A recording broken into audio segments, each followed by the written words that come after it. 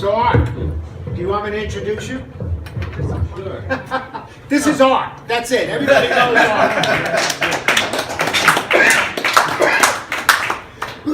Art. The last meeting, I think I did a terrible job explaining the difficulty in flying B-26s at night in Korea. So I just want to go over a little bit before we start. And I also want to talk about Art Harmeyer, B-26 Navigator Bombardier, who wrote this outstanding book about his 50 mission. I need one. What? Bob flew B-29s, and he didn't know how plush they are. I mean, they have a co-pilot, they have autopilot, it's pressurized, it's heated, and when he wants to, he calls the engineer and they bring him a cup of coffee. Oh, wow. None of that happens in a B-26 in Korea. We're flying at night, 5 hours, 20 below zero. Actually, some nights it was 30 below zero. No heat in the plane. No co-pilot. No coffee. B-29 had a co-pilot. B-25, Jimmy Doolittle flew off the Hornets. Easy plane to fly. And they had a co-pilot. The B-26, the Widowmaker, because he killed so many people, did not have a co-pilot. The only reason I think they didn't have a co-pilot, there are so many crashes, you only killed one pilot instead of two. Difficult plane to fly. We flew at 500 feet, bad weather. We had electric suits on, which kept your body warm, but it also burned whenever you bent the wires and it burned your skin. Did not protect your hands or feet. Flying low level at night in difficult planes alone for 5 hours with no feeling in your hands or feet. It's pretty dangerous. Talk a little about Art Harmeyer. Art and I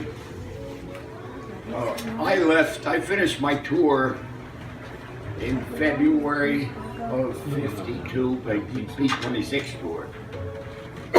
Art arrived in January, the exact same base. We both have 100% post-traumatic stress disorder. We're classified as unemployable, non-recoverable, and permanent brain damage. But I think I have survived a lot better than Art. I've gotten better over the years. Art has actually gotten worse. He was college graduate, master's degree, and a law degree from a prestigious school. Art had a big law practice. For some reason, he got disbarred. He went bankrupt. His wife divorced him. He's estranged from his 2 children. And he kind of lives as a recluse in Sacramento, California.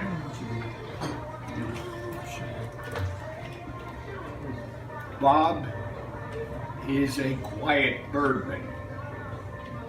Anyone else knows what a quiet birdman is? No. Quiet Birdman is a 100-year-old organization of male pilots, very secretive outfit, very little is written. If you were interested, you could go to the computer and read somewhat about them. They dress very meticulously. They all wear coats and ties at the meetings that I've been to. They invited, Quiet Birdman is a spoof. The Quiet Birdmen are big mouths. They curse too much, they drink too much, and they've gotten thrown out a lot of hangers for their activities. Bob's a member, even though I've spoken a couple times, I've never qualified, at least I don't think I am.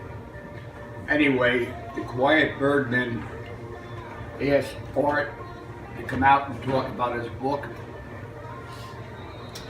They flew Art out. Art asked me to attend a meeting with him in case he had trouble. His post-traumatic stress got too bad. He asked me to take over. It was held, the hangar was the Somerville Inn, very upscale place. They had about 25 Quiet Birdmen there, all meticulously dressed. Art came down, and I don't know what was going through his mind. He had a pair of black pants on and a black sports shirt, totally out of tune for the way he should have been dressed there. He got about halfway through his book, and he asked me to take over and finish talking for him, which I did. Now, and I just want to say a few things about his book before this goes on.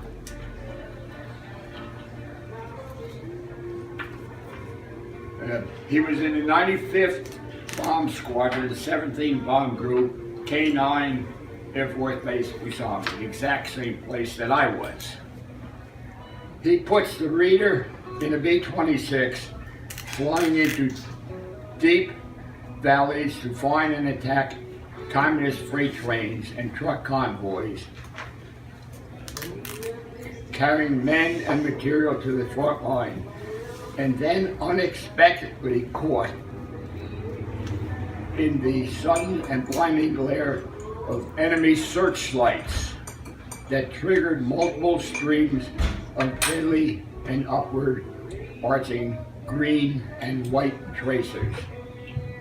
You have no idea how frightening it is when those radar searchlights locks on your plane, because when they're locked on, so are the tracers, so the anti-aircraft shells are locked on also. And it said white and green tracers. You knew who was shooting at you, because if there are white tracers coming up at you, they were Chinese. If there are green tracers trying to shoot you down, they're Russian. The red ones, I don't know who they were. But you should do. And he recalls instances of agony, guilt, and terror, such at times when he was unable to advise his pilots to brake right, brake left, because the flak was so heavy on all sides that a quick and accurate decision was impossible. So the B-26 just simply plowed straight ahead.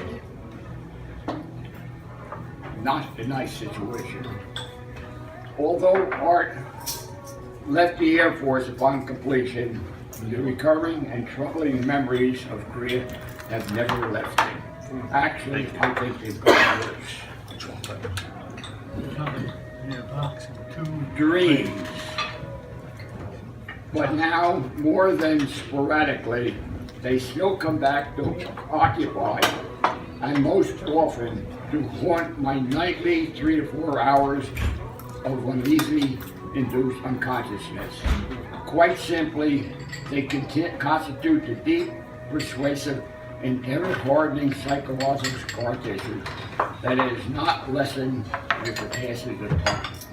Art is really a basket case. He has just never gotten. And just one other thing. I have never joined any veteran organization since being honorably discharged from the Air Force. What do you have?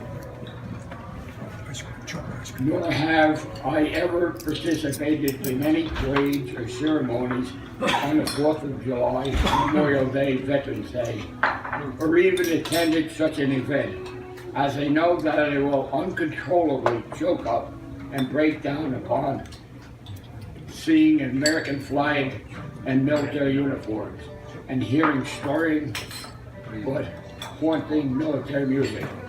I am able to even display the American flag or wear a patriotic pin. I was just like Art for 50 years. I never told anyone I was in the service. I never joined a VA. I never joined DFW. It's only been the last 10 or 15 years that I've come out of my shell. Art has never come out. But if anyone is interested in reading a good book about flying B-26 into the land of darkness or Art Farmeyer. Thank you. All right, thank you, Art.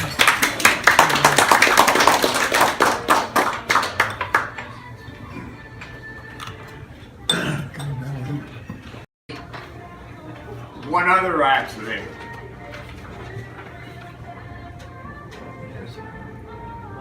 This is the third one.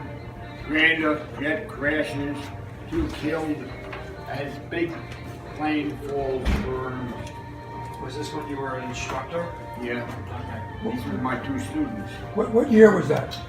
That was January the 22nd, 1955. Yeah. 2 Randolph Air Force Base flyers were killed when their B-57 jet bomber crashed and burned about a quarter of a mile from the air base. Names of the crash victim crew were identified. Base operation officer said the plane was on its final approach for landing when it crashed and burned. The crash of the twin, anyway, forget it. These 2 were my students. I was out watching them fly the pattern.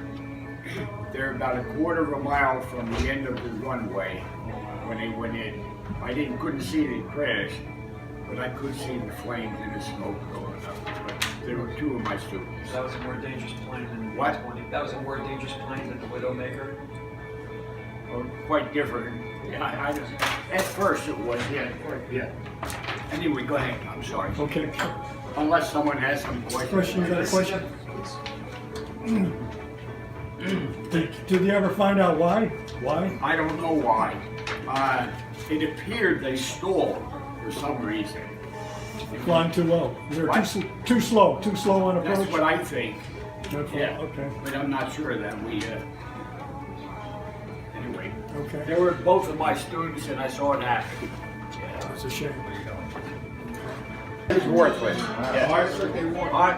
answer one of the questions the young man had there about why they weren't, airplanes were not heated, they were not airtight, and all of the cold air came through the plane, and there's no way a heater could keep up with it until they designed the plane that had a closed container like the B-29. One other thing, which I did mention, when you had 14 forward firing 50s, when you fired them, your cockpit filled up with cordite and burned powder. For a minute or 2, you had no visibility, your eyes burned, and here you are at a low level flow where you have no very dangerous situation. Yeah. Martin Monroe. Yeah. Which 26 did you fly? The Douglas or the Martin? Yeah. Douglas. Douglas. Okay, that was a later. Which one did you Yeah, take out? they they named the I didn't work- A26. If anybody wants a Art gave me a DVD, of course, which we played, okay? And I have his original over on the table, which he can have. I have another copy that somebody can have. And I can make more copies of the DVD if you'd like. Do I get paid for them? Yeah. Royalty. Why don't you make a half a dozen? Sure. Okay. Bring in January. I would love to have a copy. Okay, would you like? I bring in January, right. Yeah. Well, that was great. The original Thank beach you. was Thank you. Widowmaker. But you know, I'm sitting here listening to you talk about how easy Bob had it in B-29s. But I think he flew a couple other things than B-29s. Did he? What did you fly at the beginning of the war? What plane? Was it a B-29? B-17. B-17. In Europe? No, here, this country, I never, oh, wait a minute, I flew over to Panama. Oh, yes. But not for the 8th Air Force in England. No. Or you wouldn't be here, probably. I wouldn't be here. No, that's right. They had more fatalities in the 8th Air Force in England than the entire Marine Corps. That's right. It's a lot more dangerous. Yes. Over 35,000 airmen died before D-Day. Before we all talk about D-Day, 35,000 airmen died bombing Germany, Europe, prior to D-Day. People don't talk about that. I don't know why. Life expectancy in the B-17s and B-24s out of the 8th is 12 missions. Unfortunately, it tours 25 missions. That's right. Yeah. We got a question. So the 581st was just a CIA group and that was it, and then they disbanded it. Okay. Yeah, So it but doesn't exist anymore. they didn't do me any favor by taking me out after 38 missions, because if I had flown 50 missions, they would have had to bring me back to the United States. And the 50 missions, the way they flew them, after 40 missions, they try to get you soft missions. You're not as dangerous as the first 40. So, but pull me out of 38, they didn't help me. One more question. Yeah. You said you were trained by the CIA. Did you at first know what was happening? That you were being trained by the CIA? Did you know that in the beginning? Yes. Oh, you did know that. Yeah, as soon as I got to the 581st Air Supply and Communication Wing, you knew it was a misnomer. Yeah, it was a CIA wing. No, we knew it. We, no identification, no dog tags. And as I said last meeting, the ones that weren't here, the only identification I had was my mother's picture in my pocket, which is right here, right this minute now. Yeah. I have a question. Did you do psychological missions or did you do anything else? We did some bombing missions too. Now, did you give the orders because you knew everything of what to do, or did you have to take the orders that were given you? I don't know how to answer that. You do what you're told. I mean, you think I'm going to volunteer to go fly into Russia? You volunteer every day. What? Of course, you volunteer every day. Yeah. I got a question.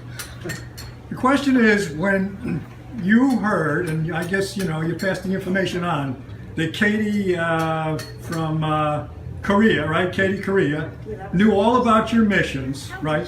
And knew more about what you were doing than you did yourself. Right.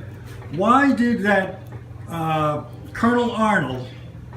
Why did they continue to do that mission and get shot down? Why didn't they do something else? He didn't believe it was going to happen. Obviously, but I mean, it seems like they knew exactly what he was going to do and where he was going to go. They did. So your whole mission was compromised.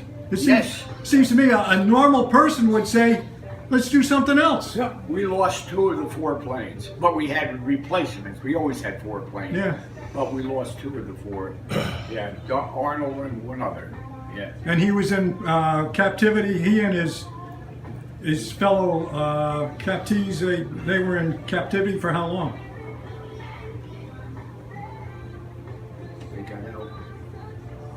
For years, right? It was years. Years. Years. And they were tortured. Long after the armistice and all the prisoners were exchanged. Yeah. But most of them were killed. only a couple of them lived. Wow. Wow. Anyway, You know, it's always very interesting. He talks about flying for the CIA in Korea. Of course, we had Air America in Vietnam. That was a CIA operation. We flew in Cambodia when Nixon said we weren't there. We had ground troops, but we were flying. So there's always been these secret missions going on. They were kept secret, probably a little from the American public, more so than they are today. I mean, we hear about these things because there's almost no way to keep a secret. But it is interesting. This stuff always went on. Listen, there's an airman, anybody who drives, and I've mentioned this guy before, he was a senior master sergeant. When you're driving west on 78, anybody takes 78 due west, when you get to around Cabela's on Route 81, 78 becomes 81, there's that big, just before there's a sign, Master Sergeant Etchenberger Highway. Master Sergeant Etchenberger was in Laos, I believe it was 65, don't hold me to the date now. We were in Laos, we had radar stations guiding the fighters in to Vietnam and our bombers, and so we had a radar site. It was him and 9 other airmen. When they first went there, they had no weapons, zero, nada, because Laos was neutral. They allowed us to have the site, but they would not agree to letting us have weapons there. So then they got M16s. Somehow we finally negotiated that they would have M16s. And the whole thing was they had a mountain in front of them, a straight dropping, straight edge kind of mountain, and mountains behind them. And they said, the Viet Cong could not get to these guys. They were safe there. Yeah. Well, they had M16s, and one night they got overrun. Well, they sent helicopters in to pull them out. And 9 guys made it onto the helicopter, and Etchenberger, who was in charge, he was the senior ranking, there were no officers there, he was the senior ranking enlisted guy. He held off the Viet Cong with his M16 while the other guys loaded. When he tried to get on, he got shot, killed. No one knew about this. This was top secret, right? He was finally recognized, I believe it was around 2001, 2002. They finally released the records, and he was given the Medal of Honor for saving his fellow airmen. But this stuff goes on all the time. The stuff we don't know about.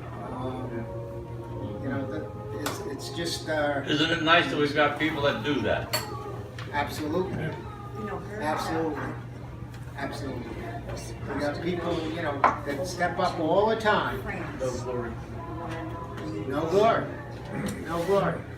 Okay. Another round for Alex.